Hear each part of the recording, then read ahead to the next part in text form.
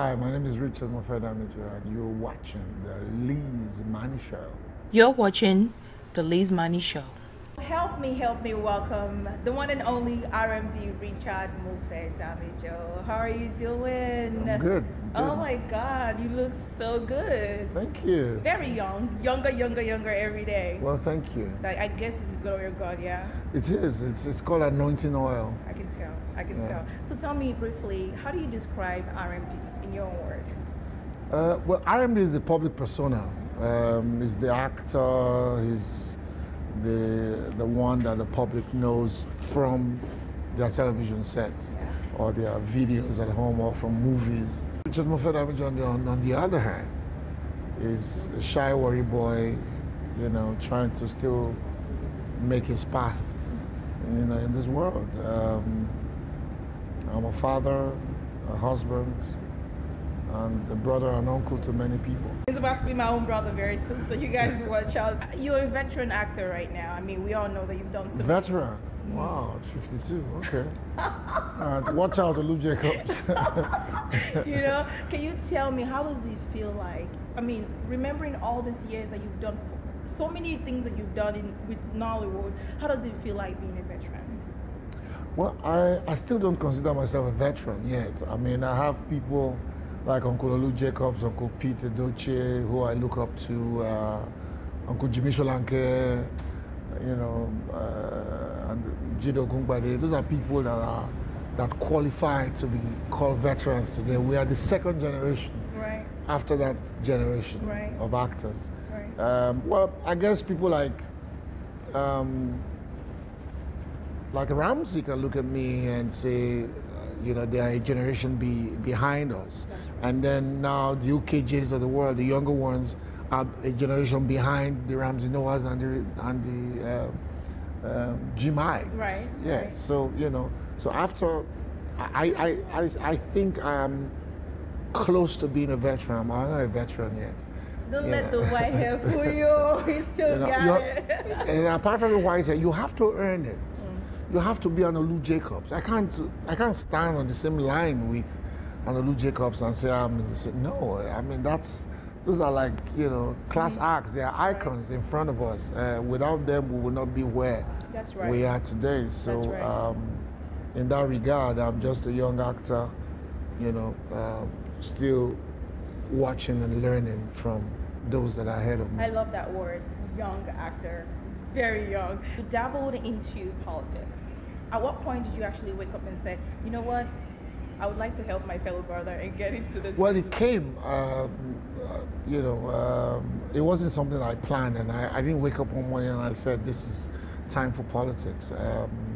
I was doing my work, doing comedy, promotion, and I was trying to sell a brand called Made in Worry, and somehow it got me in contact with the present governor, who was a secretary to state government at the time, and we became close friends. And he wanted me to do certain things with Worry, boost the image of Worry, as it were, which was what I was already doing. He liked what I was doing, and at some point, I discovered that he wanted to be governor, and of course, I enlisted my support and worked with him. And when he became governor, he invited me to come on board. I didn't know what I was going to Would do. you say that you would have, let's say, did you at that point hope that you had made that connection way before you started acting? Or would you say that actually happened at the right time, God wanted it to happen? I mean, for me, I'm a man of faith unapologetically.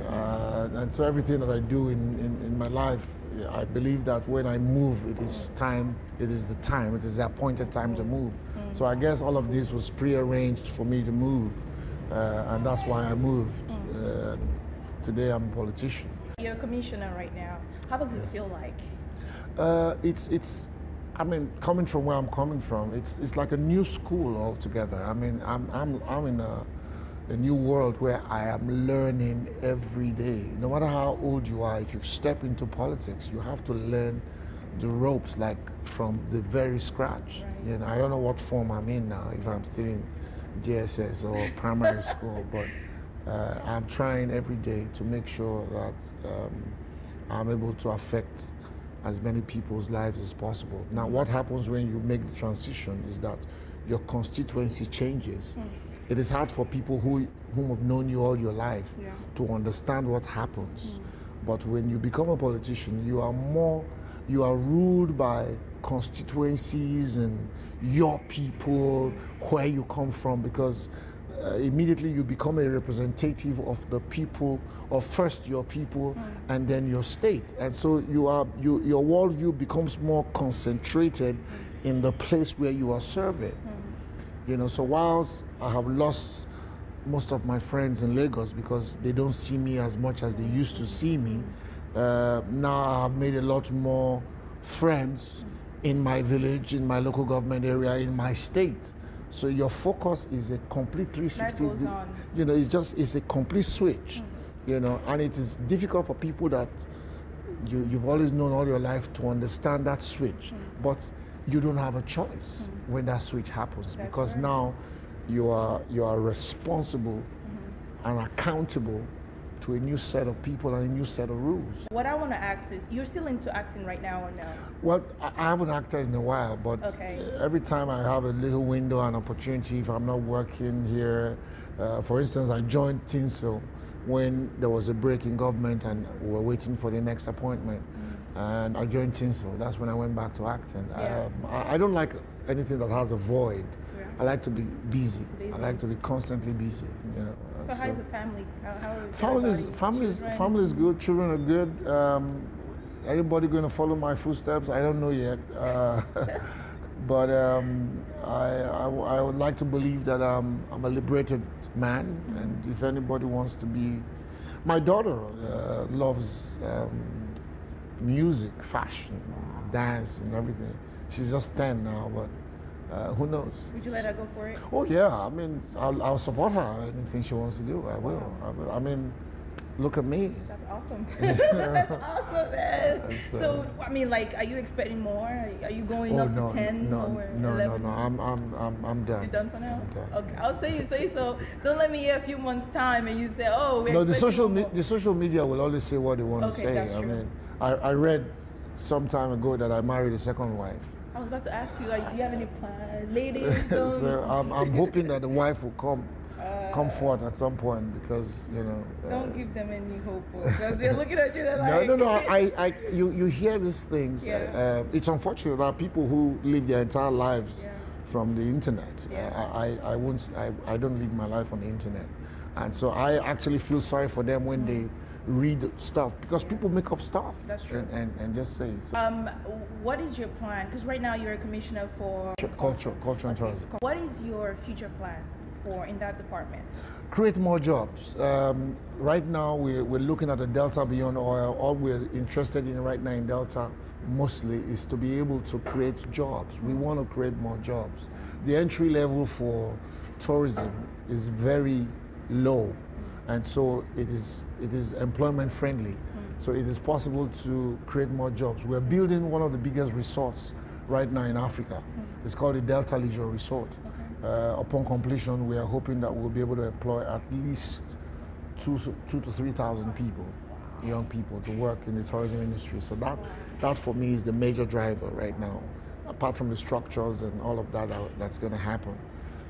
What we're looking forward to is that day when we can start to employ that amount of young people. Because so many people are thinking, okay, if RMD is an actor and he's able to get into politics and he's making money, you know, I should go into politics as well. But I want them to understand that you have to have an education. Okay. I mean, when you have an education, then there is no limit to what you can achieve. Awesome. I have your biggest fan ever. She's actually listening to me right now, looking at me. She just wants me to ask you, what is your favorite color? I don't know if I have one, but I don't know if white, passes for a color. But I love white. I love to wear a lot of white clothes. I think it's cool and soothing. But I'm a man that just loves anything that's comfortable. I'm not sure why they're asking. Maybe they want to come and give you clothes. I don't know. Maybe they want to take you shopping or something. When you are in doubt, buy white.